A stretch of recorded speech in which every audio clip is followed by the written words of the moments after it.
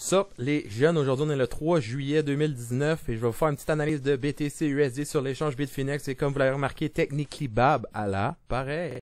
Hey, hey, pop the trunk, open up, I sold my soul a good price, out of sight, my hoe got talent, right? Ça va être super rapide aujourd'hui, donc on est sur BTC USD 4 heures.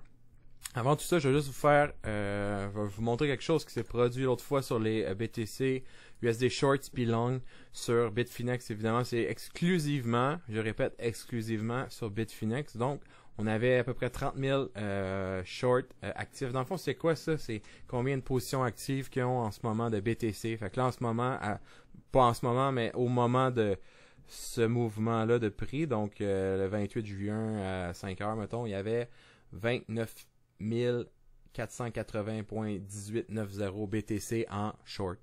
C'est ça que ça veut dire. Donc, les longs, les shorts. Puis, qu'est-ce qui est arrivé? C'est qu'on a eu une baisse drastique.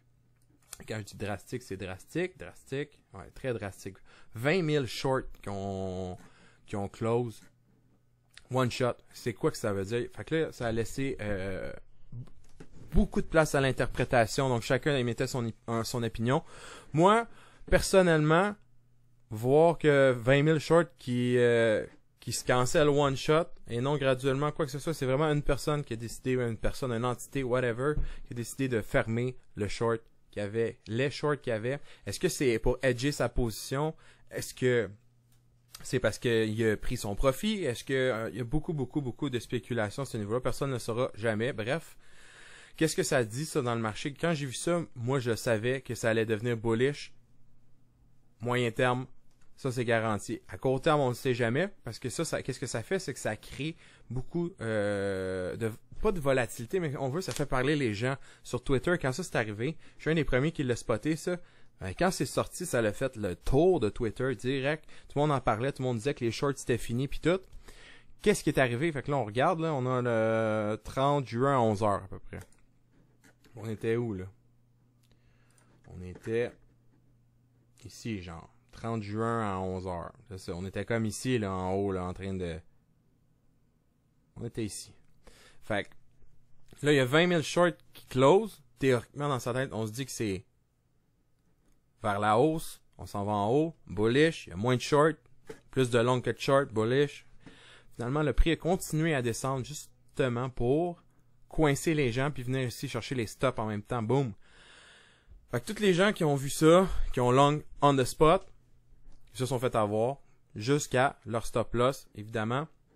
Mais si on regarde vraiment close-up, le prix est venu. Vous voyez la ligne rouge que là, ça c'est la Bab line. C'est une ligne qui est un trend line qui est actif sur le daily depuis 2017, depuis avant le bull run épique qu'on a eu. Donc, je vais vous le montrer parce qu'il y avait une couple de monde qui me l'ont demandé, elle sort de où cette ligne-là? Mais c'est juste une ligne de support-résistance, mais qui part de loin. Qui part ici, qui était support, qui est devenu résistance. Donc, qui était résistance, qui est devenu support. Puis là, rendu en mi-2018, on a réussi à la fracasser. On l'a encore fait dans le support. Après ça, résistance. C'est devenu une résistance pour très longtemps. Jusqu'au 21 juin 2019, où on est venu par-dessus. On a complètement explosé à la hausse. On est venu fracasser plein de highs. On est arrêté à 13 000, quasiment 14K. Puis là, quand on est venu se rasseoir, exactement on the Bab line, ce que j'ai trouvé super intéressant. Fait qu'en même temps, voilà ce que je voulais vous montrer. La Bab line, premièrement, mettez ça sur votre chart. Deuxièmement, on a 3 order blocks. Un qui est en dessous, un qui est proche, puis un qui est au-dessus. Là, on est rendu au-dessus de celui-là du centre. Mais, encore une fois, la même tactique que d'habitude, les jeunes. Sors tes order blocks, boom. Après ça, tu mets tes équilibrium. Lui, j'ai mis l'équilibrium, vu qu'il était un petit peu plus important. Comme lui en haut. Mais ça, c'est comme des intermédiaires, des order blocks intermédiaires. Tu lui portes moins attention, mais il est là pareil. Fait que je me prends pas la peine de mettre le AQ puis tout dessus. Par contre, ils sont là sur le chart. Puis comme on voit ici, le prix réagit au order block. Là.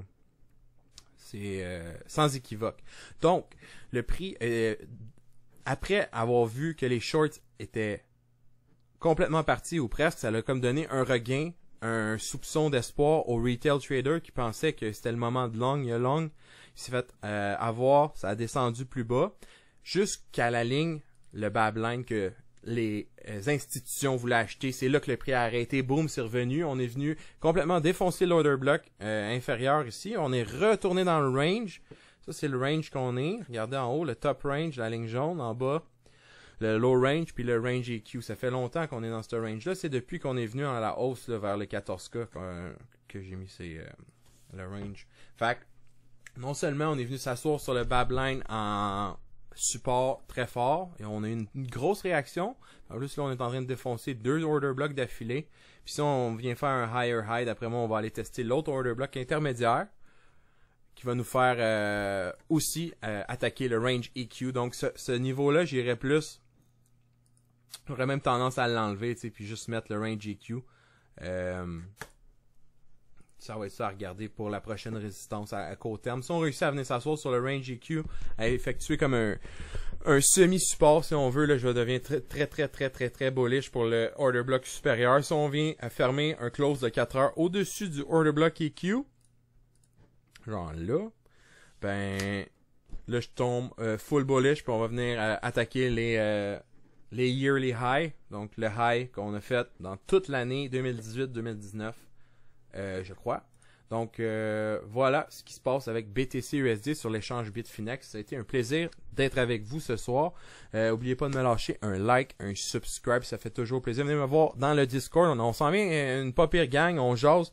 J'ai absolument rien à vendre. J'ai pas de cours, j'ai fuck all à vendre. La seule chose que je veux, c'est faire une communauté de gens qui s'entraident. C'est comme ça qu'on devient plus fort. Donc là-dessus, je vous dis ciao!